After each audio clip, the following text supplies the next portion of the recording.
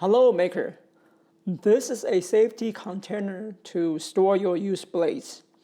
It's a free download at maker10.com. It's so you can 3D print it yourself. There is no support. It's very easy to print. The cap is snap-on. You simply just close the cap and it's very secured. And there is a slot on the top. Is to design to fit these snap-off blades.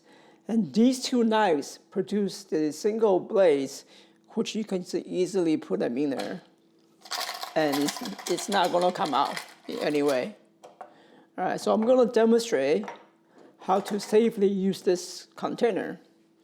So you push your blade out just far enough so you can snap it off. Typically, you will use the back end, which is kind of hassle.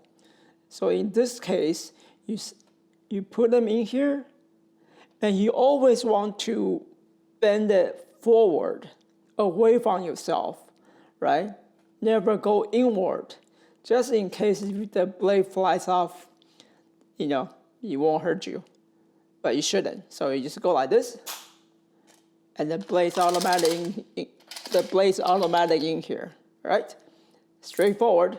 So you can download a 3D at maker10.com, and conveniently, it can be stored in the back of the Precision Tool Organizer, also from Maker10.